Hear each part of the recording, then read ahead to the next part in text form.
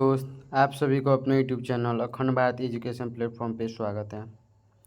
हम लोग यहाँ पे बीपीएससी, बिहार दरोगा, बिहार पुलिस और एसएससी आदि कॉम्पिटिटिव एग्जाम की तैयारी करते हैं हम लोग, वो भी बिल्कुल फ्री, ऑल सब्जेक्ट के साथ। ठीक है, अभी हम लोग शुरुआती दौर में हिस्ट्री पढ़ रहे हैं। लोग हिस्ट्री के ख़त्म होते ही हम लोग ज्योग्राफी या इकोनॉमिक्स को पढ़ेंगे लोग। ठीक है, तो जैसे हम आप लोग को बता दिए थे, अशोक का बृहत अभिलेख, लघु अभिलेख, ठीक है, वो ख़त्म हो गया था। अब हम लोग पढ़ लो अशोक की धम्म यात्रा, यानी पहले भी इसका बारे में हम चर्चा किए होंगे आप लोग से। तो आइए हम लोग देखते हैं अशोक का धम्म यात्रा में हमको क्या क्या पढ़ना है। ठीक है, ये टॉपिक है अशोक का धम्म यात्रा। थोड़ा पेंसिल हम पतला कर ले, हो गया। आइए देखिए, अशोक ने लोगों की नैतिकता सिखाने के लिए जो नियम कानून की संहिता बनाई उसे ही धम्म कहते हैं। देखिए, ये धम्म का परिभाषा है कि धम्म किसे कहा जाता है। तो कहने का मतलब कि अशोक ने जो लोगों को कुछ सिखाने के लिए, संस्कार सिखाने के लिए, नैतिकता सिखाने के लिए जो नियम कानून का एक संग्रह बनाया था, ठीक है, उसी को क्या किया गया था, धम्म बोला गया था। ठीक है, अशोक का धम्म स्वनियंत्रण पर आधारित था। यानी अशोक का जो धर्म धर्म था वो क्या अपने आप पे आधारित है, यानी स्वयं पे आधारित है। ठीक है,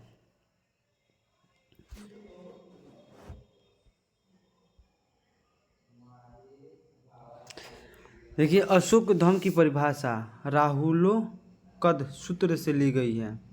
अपने आप को नियंत्रित करना धर्म नीति का मूल्य सिद्धांत है। ठीक है, यानी यहाँ पे जैसे कहने का मतलब जो अशोक अशोक ने जो धर्म का परिभाषा दिया था वो कहाँ से लिया गया था, तो राहुलोकद सूत्र से, यहाँ से लिया गया था। ठीक है, राहुलोकद सूत्र से लिया गया था। इसका ये सिद्धांत है ना, जो इसका सिद्धांत है किस चीज़ का, धर्म का, वो अपने आप को नियंत्रित करना है। ठीक है, क्या करना है, अपने आप को नियंत्रित करना है, यही इसका मूल्य सिद्धांत है। जैसे क्वेश्चन पूछ देगा कि अशोक का धर्म में उसका मुख्य उद्देश्य क्या है या उसका नीति क्या है, तो सिद्धांत, धर्म नीति का सिद्धांत। ठीक है, और अपने आप को नियंत्रित करना। अशोक ने अपने दूसरे और सत्व स्तंभ लेखों में धर्म के गुण को बताया है। ठीक है, जो अशोक कहने का मतलब जो प्रथम और जो दूसरे और सत्व अभिलेख था उसमें अशोक ने जितने भी धर्म के गुण थे उसके बारे में बताया। ठीक है, जैसे यहाँ पे सत्यवादिता, पवित्रता, साधुता, मिद्रुता, दान, दया, कल्याण। ठीक है, इसी के बारे में कौन सा अभिलेख, दूसरे और सत्व अभिलेख में बताया, कौन, अशोक। ठीक है, देखिए अशोक ने कहा है कि व्यक्ति अपने माता पिता की आज्ञा माने या ये न क्या होगा, अकेले नहीं रहेगा। ठीक है, माने व्यक्ति ब्राह्मण तथा भिक्षु का आदर करे। कहने का मतलब अशोक ये कहता था कि जितने भी व्यक्ति हैं अपने माता पिता क्या करे, बात को माने, और ब्राह्मण को, भिक्षु को क्या करे, आदर करे, उसे ना सताए। ठीक है, यहाँ पर आप लोग जब भी नोट्स ये पॉइंट बना लीजिएगा ऐसे पॉइंट। ठीक है, पॉइंट ऐसे बना के आप लोग कीजिएगा तो अच्छा लगेगा। ठीक है, आइए दूसरा व्यक्ति, ओ भाई तू किधर चल दियो, देखिए ये भी क्या उसी का पॉइंट है। व्यक्ति दास तथा सेवकों के प्रति उदार रहे, व्यक्ति को जियो और जीने दो का पालन करना चाहिए। यानी अशोक ये बात बोल रहे हैं कि जो जितने भी व्यक्ति होते हैं, ठीक है, सेवक मैंने सेवा करने के प्रति क्या रहे, उदार रहे, और किसी को भी ना सताए, उससे मैंने जीने की क्या करे, आज़ादी देते, वो आराम से जिए, अपना खाए पिए। ठीक है, अशोक का धम्म के बारे में उसका कहने का मतलब ये था। ठीक है, देखिए एक नया टॉपिक है, क्या है नया टॉपिक, ये मौर्यकालीन आर्थिक व्यवस्था। यानी कहने का मतलब जो मौर्य काल था उसमें जो आर्थिक व्यवस्था था उसके बारे में हम लोग क्या करेंगे, लोग पढ़ेंगे लोग। तो यहाँ पे इसको पॉइंट बाय पॉइंट पढ़ा जाएगा। ठीक है, ये पॉइंट है। देखिए इस समय अर्थव्यवस्था का मुख्य आधार कृषि, पशुपालन तथा कारखाना था, और शिक्षा का सबसे बड़ा केंद्र क्या था, तक्षशिला था। यानी कहने का मतलब जब मौर्य काल था तो उस समय अर्थव्यवस्था का मुख्य आधार क्या था, कृषि था और पशुपालन था, ठीक है। और साथ ही साथ क्या था, कारखाना भी था। और शिक्षा शिक्षा ग्रहण करने के लिए उस समय सबसे बड़ा केंद्र कौन था, तो तक्षशिला था, ठीक है। देखिए सरकारी भूमि को सीता कहा जाता है, क्या बोला था, जितने उस समय सरकारी जो भूमि होते थे उसको क्या बोला जाता था, तो उसको सीता बोला जाता था, क्या बोला था, सीता भूमि बोला जाता था, ठीक है। और निजी, ये भी पॉइंट, और निजी भूमि को भाग कहा गया था, क्या कहा गया था, यानी जितने भी सरकारी भूमि होते थे, जमीन होता था उसको सीता भूमि कहा जाता था। और जितने भी आप निजी भूमि, देखिए निजी कहने का मतलब प्राइवेट, जैसे जो हम लोग खरीदते हैं लोग, वो उसी क्या बोलते हैं, निजी, जो अपना हो, तो वो निजी भूमि को क्या बोलता है, भाग बोला जाता था, ठीक है। ये पॉइंट है। देखिए बिना वर्षा के अच्छी खेती को आदेव मातृ कहा जाता था। इस समय भूमि का आपदन 1/6 कौटिल्य के अनुसार, कौटिल्य कौन थे पता है, चाणक्य के अनुसार, और 1/6 किसका, मेगास्थनीज के अनुसार, ठीक है, लिया जाता था। यहाँ पे मेगास्थनीज निज, थोड़ा एक गलती हो गया, आप लोग लिख लीजिए मेगास्थनीज, ठीक है।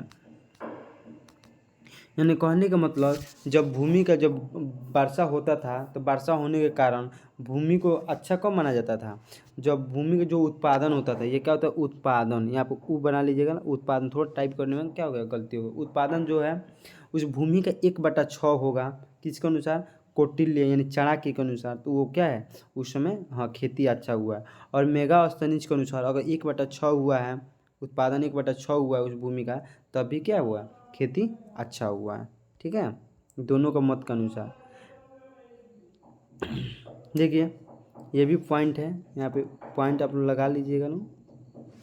बिक्री कर मूल्य का 10 भाग होता था, यानी कहने का मतलब जो बिक्री कर यानी टैक्स जो लगता था ना, वो कितना, वो मूल्य का कितना भाग हुआ, 10 भाग पे लगता था, यानी 10वां भाग में क्या लगता था, कर लगता था। किसके समय, तो मौर्यकालीन के समय, ठीक है, जब मौर्यकाल थे लोग तब के समय कि जो भी बिक्री कर होता था कितने भाग पे लगता था, तो 10वां भाग पे लगता था। धार्मिक कर को बलि कहा जाता था। देखिए धार्मिक कर भी उस समय लिया जाता था, उसको क्या बोला जाता था, बलि कहा जाता था।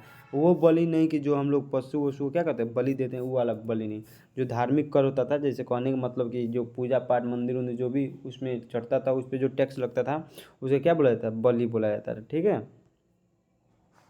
अकाल के समय कोई कर नहीं लिया जाता था, क्या, अकाल जब पड़ता था ना, मान लीजिए कोई अकाल पड़ गया, ठीक है, तो उस समय क्या कहते हैं, कोई कर नहीं लिया जाता था, ठीक है।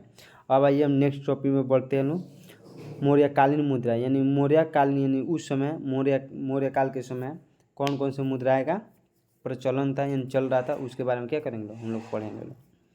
मौर्यकाल के राजकीय मुद्रा पर्ण थे, यानी जो मौर्य काल समय उसमें राजकीय मुद्रा क्या थी, पर्ण थी, जो चांदी का सिक्का हुआ करता था, और वो बना किससे था, चांदी से बना हुआ था, किस चीज़ से, चांदी से। जैसे मान लीजिए हम लोग, कहने का मतलब जैसे हम लोग जो सिक्का चलाते हैं लोग, क्या है, एक रुपया है, रुपया में ना सिक्का लेते हैं लोग, कॉइन्स जो होता है क्या है, रुपया है, लेकिन वो बना किससे है, कोई गिलट से बना है, लोहा हुआ का क्या करना है, गिलट को पिघला उगला के क्या हो, वो सिक्का बना है। वैसा ही मौर्य काल में जो राजकीय मुद्रा था उसे पर्ण बोला जाता था, लेकिन वो बना किससे था, तो चांदी से बना हुआ था, ठीक है। मुद्रा का परीक्षण करने वाला अधिकारी को रुद्र दर्शन कहा जाता था, क्या कहा जाता था, रुद्र दर्शन कहा जाता था, ठीक है।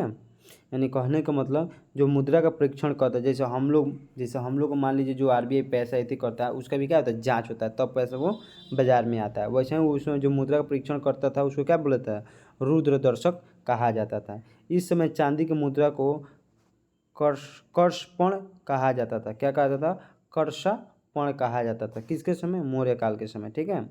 इस समय सोने के सिक्के को स्वर्ण एवं निष्ठ कहा जाता था, यानी उस समय सोने का जितने भी सिक्का था उसको क्या कहा गया था, सोने के सिक्का को स्वर्ण, अभी भी हम लोग क्या बोलते हैं, स्वर्ण भी बोलते हैं लोग, सोना का स्वर्ण बोला जाता है ना, स्वर्ण और निष्ठ कहा गया था।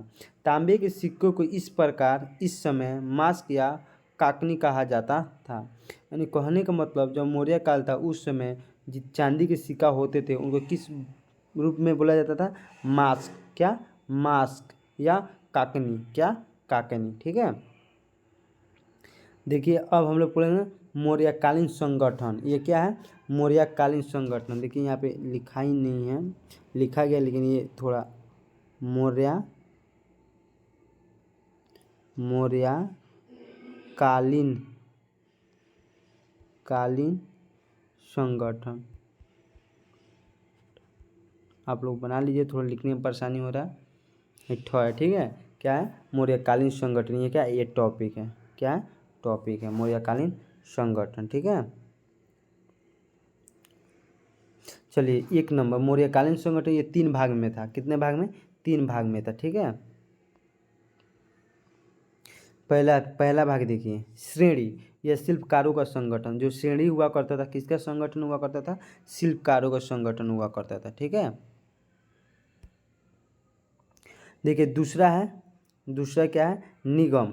यहाँ पे ये निगम, ये क्या है, ये है निगम। ठीक है, यह व्यापारियों का संगठन हुआ करता था। किसका, व्यापारियों का संगठन। ठीक है, तीसरा है सार्थवाह। क्या है, सार्थवाह, यह काफिला का संगठन हुआ करता था। किसका, काफिला का संगठन, जैसे काफिला निकलता है ना, उसका संगठन हुआ करता था। ठीक है, ये छोट मोट है मौर्य कालीन का, जो ये छोट मोट टॉपिक है, जो पहले हम पढ़ा दिए थे, उसमें से कुछ छोटा मोटा जो बचा हुआ वो आप लोगों को क्या करते हैं, हम बता रहे हैं। ठीक है, देखिए मौर्यकालीन सैन्य व्यवस्था, मैंने कहने का मतलब कि मौर्य काल में सैन्य, जितने भी सैनिक थे उन लोगों को व्यवस्था किस रूप में होता था, उसके बारे में हम क्या करेंगे, इसमें पढ़ेंगे। ठीक है, ये टॉपिक है।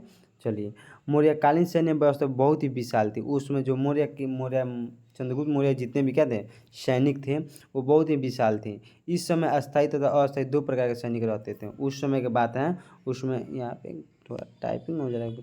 उस समय क्या हुआ, अस्थायी और अस्थायी 2 प्रकार के सैनिक रहते थे। आप लोगों को क्वेश्चन पूछ भी देगा कि मौर्य काल में कितने प्रकार के सैनिक होते थे, और अस्थायी और वो कौन कौन से होते थे। तो 2 प्रकार के अस्थायी और अस्थायी होते थे। ठीक है, रुद्र क्षेत्र में सेना का नेतृत्व करने वाला अधिकारी नायक होता था। यानी कहने का मतलब जो खतरनाक क्षेत्र में सेना का नेतृत्व करता था, पॉइंट देते के लिख लीजिए। ठीक है, वो अधिकारी का नाम क्या है, नायक बोला जाता है। क्या बोला जाता है, नायक बोला जाता है। ठीक है,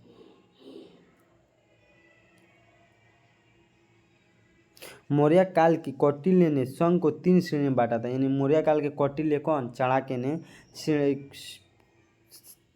ने सैनिकों को कितने श्रेणी में बांटा था, 3। यहाँ पे सेना होगा। ठीक है, सेना कितने, 3 श्रेणियों में बांटा था। ठीक है, पहला भाटक सेना, दूसरा नगरपालिका सेना, और तीसरा पुश्तैनी सेना।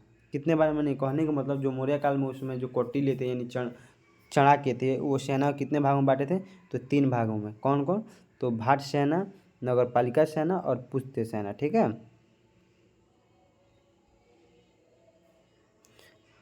आइए हम लोग भी आगे चलते हैं। देखिए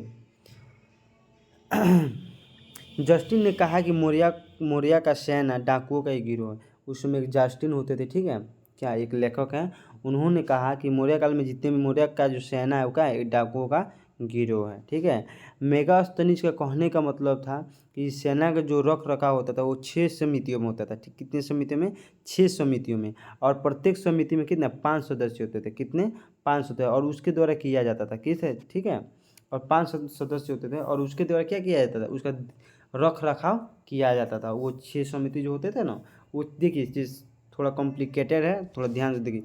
उसमें 6 समिति होते थे, और उस 6 समिति में 5 सदस्य होते थे, और उसी के द्वारा उसका रख रखाव किया जाता था। ठीक है, उस 6 समितियों का।